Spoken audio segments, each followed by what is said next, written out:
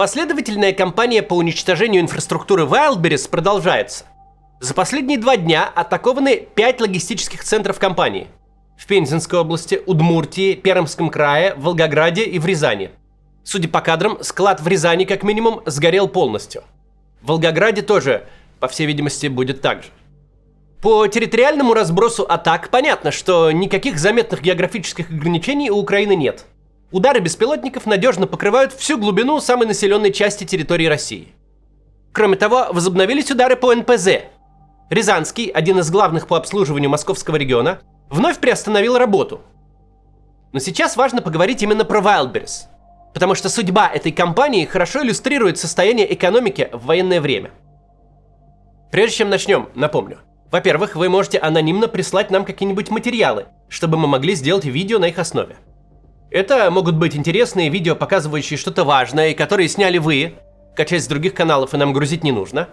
А также документы, инструкции госорганов по темам, которые мы тут обсуждаем, всякие планы, презентации, письма, касаемые выборов, результатов закрытых соцопросов или совещаний. И все, что касается планов государства затащить людей в армию, мобилизации, всего вот этого. Ссылка в первом комментарии, пришлите, это важно. Также напомню про нашу инструкцию, как обойти блокировки интернета в России. Вы ее можете найти по ссылке в описании. Спонсирует ее сервис mCard. С его помощью можно буквально за 5 минут завести виртуальную карту, которая будет работать за границей, и пополнять ее через СБП. А если вы геймер и ищете подходящий VPN-сервис, обратите внимание на VPN Liberty. У него есть отдельные игровые сервера.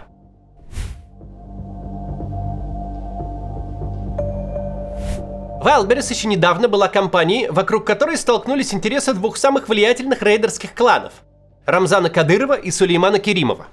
В рамках, так сказать, переговоров в центре Москвы тогда погибли люди. ВБ был очень важным активом. Не столько с точки зрения прибыли, которой там было не вот те прям особо, сколько с точки зрения контроля над рынком.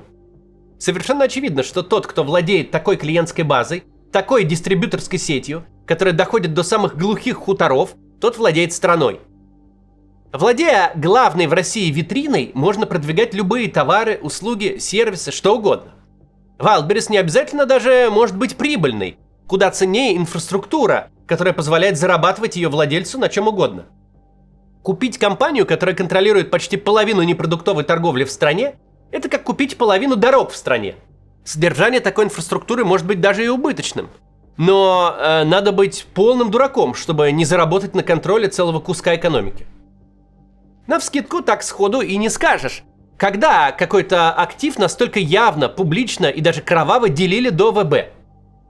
Такого не было, кажется, со времен Связинвеста. По одному этому факту можно понять, насколько Wildberries важный стратегический актив. Тем более важным он стал после 2022 года.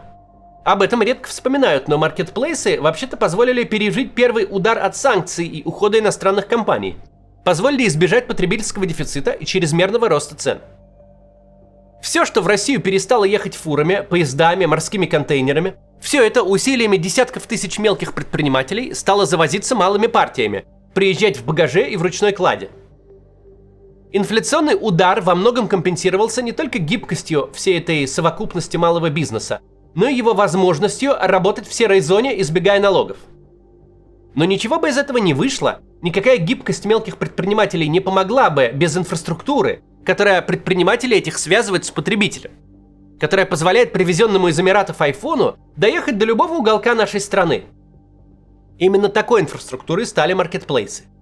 Гибкость малого бизнеса и логистические ресурсы федеральной корпорации – это, безусловно, брак, заключенный на небесах, который сделал все маркетплейсы, и особенно Wildberries, как крупнейший из них, таким же стратегическим ресурсом российской экономики, как нефтянка.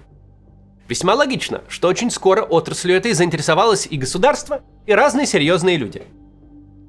Теперь же, спустя всего пару недель с начала массированных атак, сложно представить, как вот этот еще недавно огромный и ценный стратегический актив сможет существовать дальше. Прямо сейчас кажется, что из сложившейся ситуации нет выхода, только банкротство. Селлеры будут бежать от Wildberries, сломя голову, это факт. Можно, конечно, дать им возможность вывести свои товары со складов, но на этом логистический бизнес компании и закончится. Можно поступать так, как сейчас, удерживать чужие товары и выдавать их только с выплатой немыслимых процентов. Но это тоже грозит полным крахом. Никто не будет работать с компанией, которая мало того, что регулярно становится целью атак, и ваш товар на риск сгорает, так еще и может запретить вывоз своего имущества со склада, куда точно прилетит.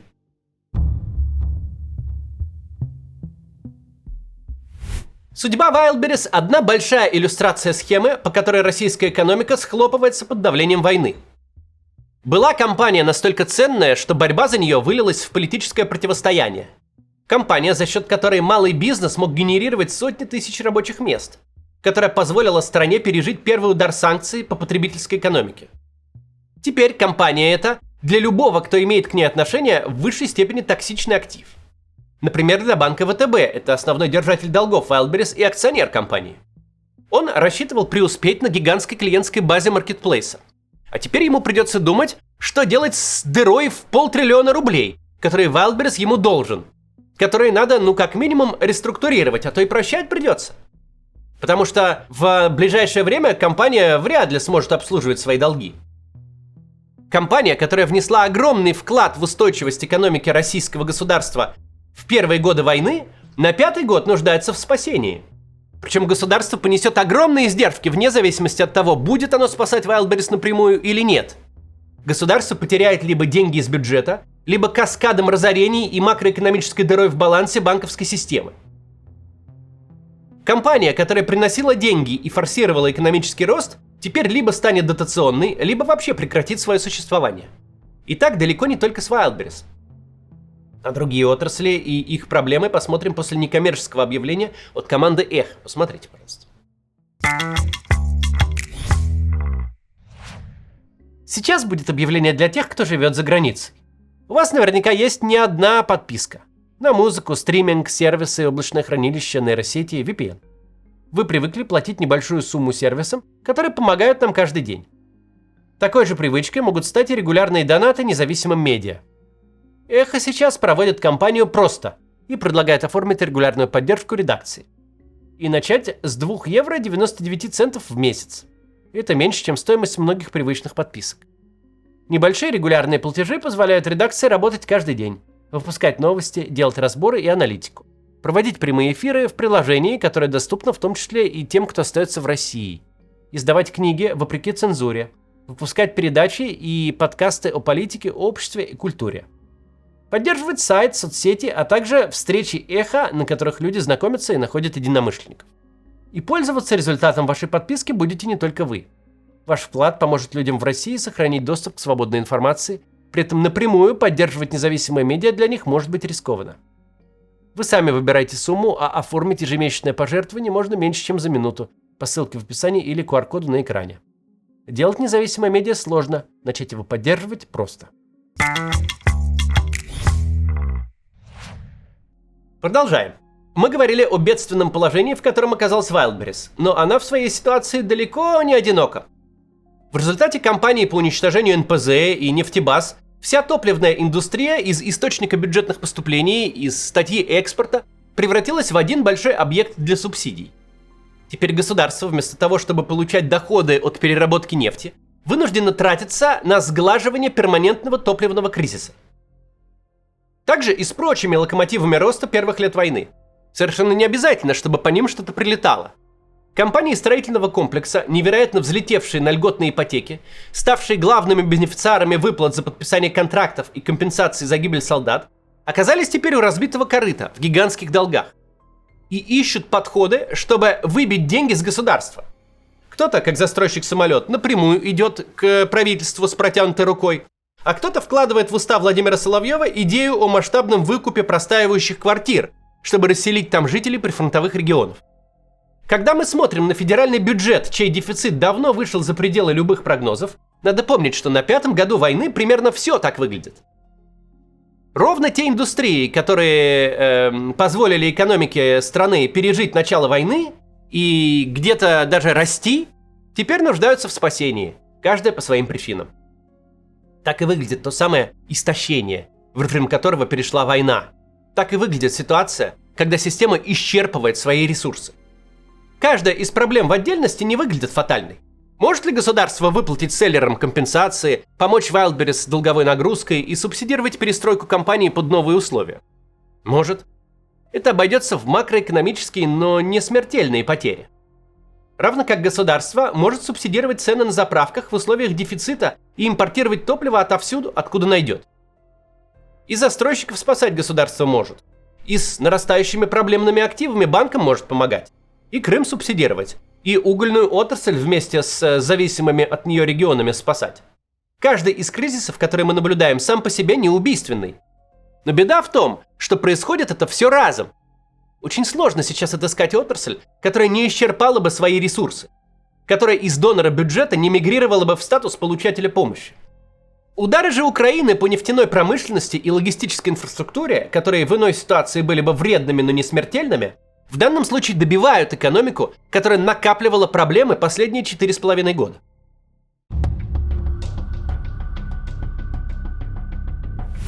Очевидно, что удары не просто не прекратятся, но будут нарастать. И что делает ситуацию совсем скверной, не очень ясно, кто станет целью атак Украины завтра. К новым ударам невозможно подготовиться, потому что прийтись они могут куда угодно. Что посчитает украинская сторона слабым местом противника, то и атакует. Также очевидно, расходы на ликвидацию последствий – это инвестиции в будущие руины. Пока был некоторый перерыв в атаках по НПЗ, часть успели кое-как восстановиться. Но только ситуация с топливом стала немного исправляться, только в регионах начали снимать лимиты, прилеты тут же возобновились. Чем больше бьет Украина, тем больше приходится вкладываться в восстановление. Чем больше вложений в восстановление, тем больше ущерба от новых атак. Компенсировать потери селлерам Wildberries можно, конечно, прямо сейчас. Но уже завтра утром очередь пострадавших станет длиннее, послезавтра еще длиннее, и так без конца. Война на истощение работает ровно потому, что это гонка, в которой нельзя выиграть. Если дрон за десятки тысяч долларов за раз наносит ущерба на сотни миллионов, то сотни миллионов точно закончатся раньше, чем десятки тысяч. Такого рода война, кроме непосредственного ущерба в моменте, еще и бьет по инвестиционным перспективам, по рабочим местам, по налогам, по экономическому росту, по потреблению, не прямо сейчас, а в перспективе.